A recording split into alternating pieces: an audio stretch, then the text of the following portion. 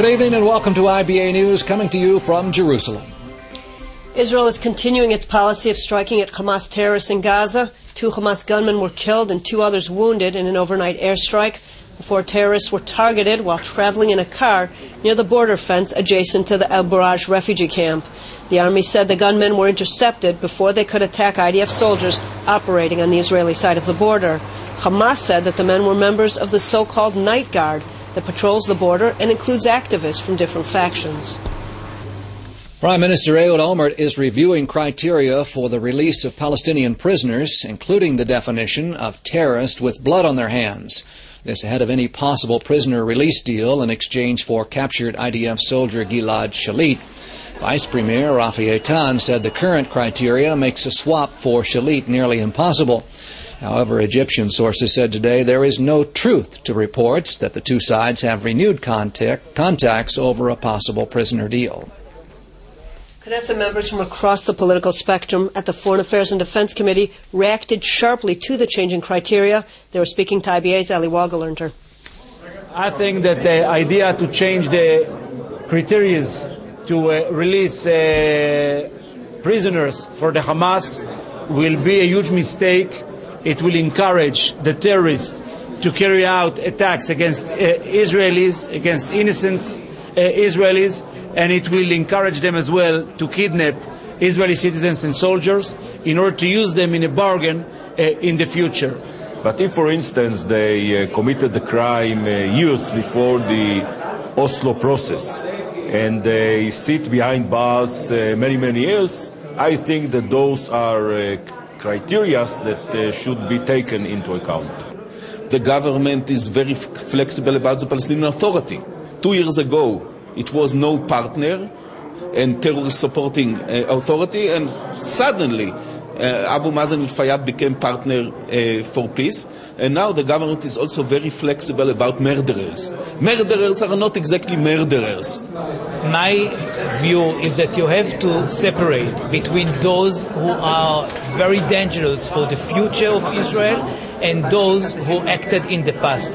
The question is not blood on their hands, but the danger that they still have. If the defense system decides that there are several prisoners who do not endanger us in the future, then it is right to release them, even if in the past they were involved in very serious events. Foreign Minister Tzipi Livni was the special guest at the Foreign Affairs and Defense Committee today. During the meeting, Livni accused the Egyptians of doing little to prevent weapons smuggling over the Philadelphia corridor. And in a thinly veiled threat, Livni said the ongoing weapons smuggling into Gaza will affect Israeli-Egyptian relations. She added that Egypt's ineffective efforts harm Israel's ability to progress in the peace process. Livni said that dramatically reducing weapons smuggling into Gaza is a top strategic objective for Israel. However, former committee chair Yuval Steinitz criticized the foreign minister for stonewalling the release of videotapes of the smuggling. There are videotapes showing that the Egyptian troops are really assisting the smuggler to smuggle terrorists and weapons into Gaza. And those videotapes were released by the IDF and sent to Washington to be presented to the Congress. And it is a foreign minister who is preventing the Congress to see those materials. And by this, I would say that our Foreign Office is sabotaging, hiding information from congressional committees in Washington. Staying in the Knesset and at a joint meeting this morning, the Finance and Education Committees decided to extend mandatory schooling until the 12th grade. The new law requires mandatory schooling until the age of 18 rather than the current age of 16, requiring every child in Israel to go through 12 years of education. What we've done today is we've made a very important decision which says that every child has a right to 12 years of study in the school system, not by all by the prison system or by throwing them out of the system. There is an obligation now. Every child, 12 years, will be in the system. It's very important also for new immigrants. 46% of the children who are thrown out of the schools are new immigrants. They will now be inside the education system, and we will invest in them to find them the appropriate frameworks so that they can be citizens in our society like everybody else. Security officials today granted some 400 Gazan Christians permits to travel through Israel to Bethlehem to attend Christmas celebrations there this evening. The IDF also announced that it has been scaling back operations in the Bethlehem and outlying areas ahead of the holiday. A top officer from the Central Command said that the Army does not want to harm the tourism industry and wants to allow the Palestinians the opportunity to enjoy the holiday season. There will be coordination with the PA security forces at checkpoints leading to the city. The Israeli Tourism Ministry will hand out candy and welcome letters to Christian pilgrims. PA tourism officials in Manger Square say they're preparing for an influx of some 65,000 tourists expected to visit the traditional site of Jesus' birth. The large number of visitors is a huge jump compared to recent years. Celebrations culminate tonight with midnight mass at the Church of Nativity. In 10 years, I think the Christmas wasn't like this year. This year is very different. We are very, very Christmas day today. I'm very happy. I cry for this because it's the special moment in my life. It's special because I visit a place where Jesus Christ was born. And it's very special because I go in this place, in the holy place. It's very important for me because Jesus Christ is all for my life. I find it wonderful, and it is a blessing experience for me. Maybe I have never thought I can come here. It was just like this, and I'm very happy, and honestly it comes direct to my heart. Christians account for only a small percentage of people living today in Israel and the Palestinian Authority areas. Bethlehem itself has experienced a dramatic decrease in its Christian population over the past several years. Here to discuss the dwindling number of Christians in the Holy Land is Professor Justice Reed Weiner of the Jerusalem Center for Public Affairs. Professor Reed Weiner, thank you so much for coming in.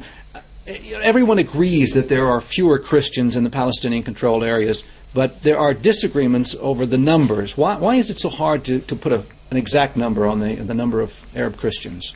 Three reasons. One is politics, two is politics, and three is politics. What I mean is that there are clear questions that will have to be asked after the numbers are counted, like why did the number fall so dramatically during the Jordanian period, or why did it fall so dramatically during the post-Oslo period. And neither the Christians who are afraid of being picked upon, nor the Muslims who would have to answer those questions, neither is keen to face that. And there's never been a real census here, so nobody knows for sure. But I think you can say that everyone's in agreement that both in absolute numbers and as a percentage of the population, the fall has been precipitous. I can give you some estimates, but that's all they are. Justice, at one time Christians made up a majority of the residents of Bethlehem. There's been a dramatic decrease, of course, in those numbers since the town came under the control of the Palestinian Authority. What remains of the Christian community there? It's really a shadow of its former self. It's very sad. You have Christian institutions that are almost they've almost lost their viability. Like, is it a Christian college if 80 or 90% of the students are Muslim? Is it a Christian YMCA if most of the members are Muslim?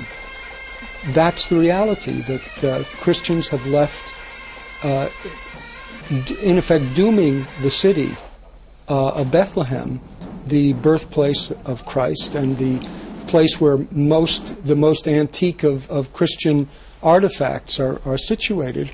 It's dooming them to virtual extinction.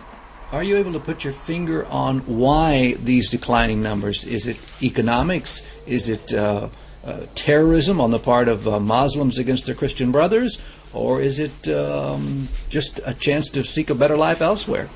It's all of the above, but I would qualify that by saying that the most significant factors are, first of all, the Muslim intimidation of Christians, and secondly, the failure of the Palestinian Authority to address what was going on in the private sector.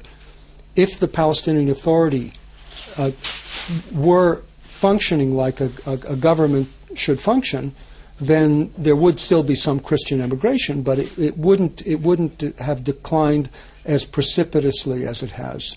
Professor Justice Weiner from the Jerusalem Center for Public Affairs, thanks so much for coming in and sharing your knowledge with IBA News. Thank you. Nazareth and Bethlehem are the obvious hotspots for the upcoming Christmas celebrations, but the presence of many foreign workers in Tel Aviv has its own brand of holiday cheer, the central bus station in Tel Aviv. IBA's Jonathan Elkins explains. Merry Christmas! Happy New Year! No better place to get into that Christmas spirit here than the central bus station in Tel Aviv, an island of different cultures and languages, but with one purpose in mind: Christmas shopping. But among these foreign workers, not all is holiday cheer. I'm so excited about Christmas, but the sadness moment is that I am far with my family. Close friends here in Israel were caught by Mr. Rahagera and sent back home. Money is not enough to send to our family and had a good Christmas for this year. This holiday fair has been going on for 10 years now. 80% of the shoppers here are actually Russian immigrants. The foreign workers can't always afford what they most desire. Try it. It's very nice on you. Yeah, white one. Why? It brings peace. Yeah. Peace for me.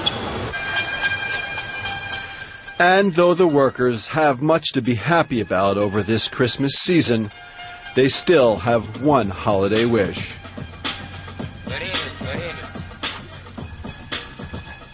For this Christmas, the only thing I wish for the government and for the Interior Office, please give us a chance and don't catch all the foreign workers.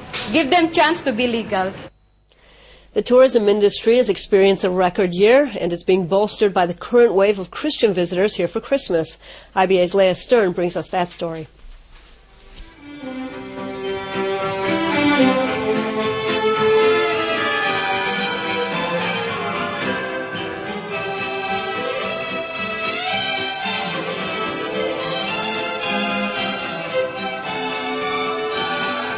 It's being called the most successful year for tourism in almost a decade. Some 60,000 Christian visitors are expected to arrive in Israel for the Christmas holiday, 50% more than last year. This is, I could make it to 250. And this time? This cheaper. Following 7 years of unrest in the region, which kept large numbers away, tourists are coming back to the Holy Land in droves. And not only from the U.S. I have a dream to stay Jerusalem in the Christmas time, so many years. I knew in Ukraine that it is rather dangerous here, but it was my dream from early childhood to come to here before Christmas. You come here and you kind of feel the reverence of, the Christianity, actually walking it and feel like you're almost living it. While all have different reasons for coming, one thing's for sure: the improved security situation here was a key factor in the increased number of tourists this season. The security wall that's been up has been controversial, but for the most part, what we can see, it has stopped suicide bombers from coming in, so I think people have a sense of security. Looking at the violence in the States and especially in Pittsburgh, where I'm living, Israel is much safer, I guarantee. The Japanese are very, very much, that's dangerous, you don't go there, you will be killed or whatever. But I personally don't feel in danger here, no. Thank you so much for your help. Thank you. Thanks a lot. Bye. Bye. The Israeli tourism industry has taken a serious hit in recent years, and many in the industry say this influx of tourism is like a breath of fresh air. Have increased occupancy. Last year at this time we were around 40%, this year 70%. They're really becoming more friendly to the Christian world. We're opening it up and we're making it safer, happier place. They're connecting to us. It's just amazing. One thing's for certain, there's a buzz in the air here in Jerusalem, one that hasn't been felt since before the Intifada, helping locals and visitors alike get just a little bit more into the holiday spirit. I feel that there is Christmas time, even though we're still small, a portion of Christians in here, but we want to have the Christmas time and Christmas feelings. There's been a big change from 91, the Christmas of 90, and 91 to this Christmas. Everything seems to be alive and more bubbly, and people are excited, and it's a festive season.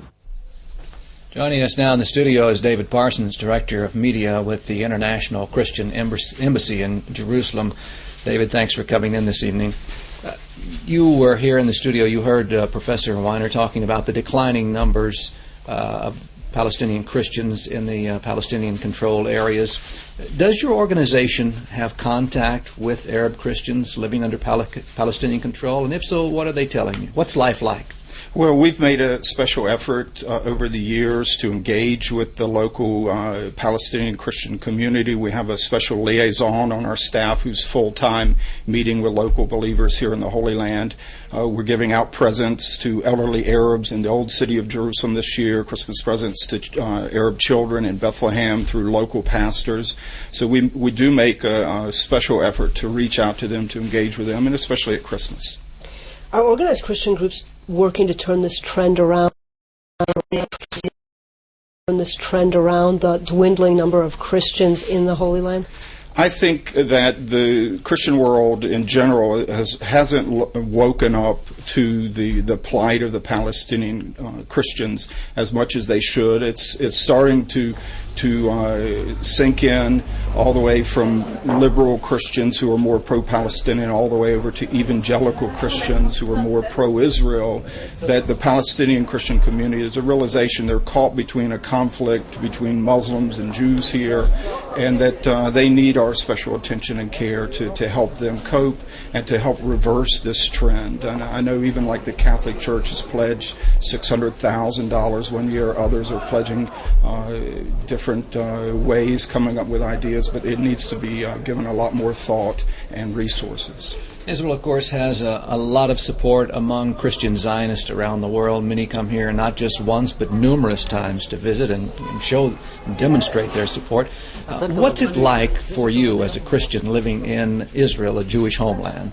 Well, it's a special privilege to be called here and to work with the ministry that I do and many other Christians here in the land that come from abroad, expatriates. There's a real quality to the folks that God has called here. And especially at this time of year, we miss our families back home, but we don't miss so much the commercialization of Christmas. We're in the land where the birth of Christ happened, where the whole biblical narrative happened. The Bible becomes like a pop-up book for us. And so we get a lot closer to the true story. He was born in the back of a cave and not some wooden stable, things like this. David, we at IBA News know that we have many thousands of Christian viewers around the world. What is your message to them on this Christmas Eve? Well, I think there's a message that it is safe to the land. You heard it from some of these pilgrims. It's safe to visit. Come to Bethlehem. The pilgrimage to Israel has picked up since the Intifada law, the downturn in tourism. It's picked back up. It's just starting to turn around in Bethlehem. And both Israel and the Palestinian Authority are trying to keep that door open, make it safe for Christians, and please come. David Parsons, the International Christian Embassy is now in its 28th year of operation here in Israel. And we'd just like to take this opportunity to say Merry Christmas to you, David, and to the entire staff and that huge group of volunteers you have working. Thank you, Yochanan and Laura. Thank you for being with us. Well, it's close to the Holy Land, but it's a long way from home. That's the feeling of some Spanish soldiers serving with the United Nations UNIFIL forces in southern Lebanon.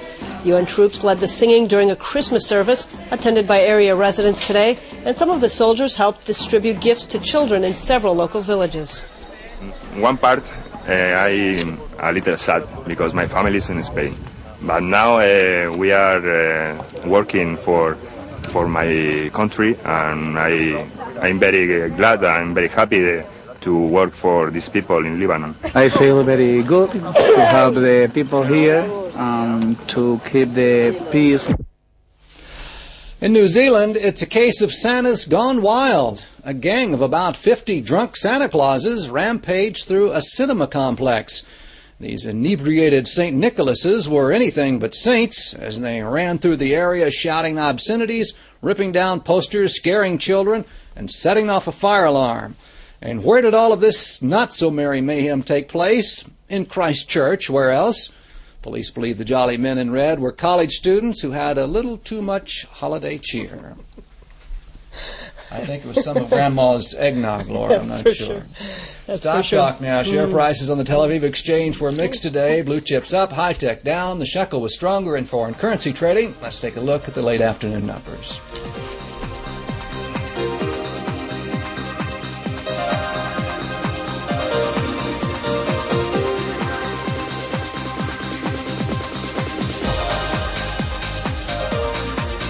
Our pleasant December weather will continue with clear to partly cloudy skies and mild winter temperatures. Here are the highs and lows.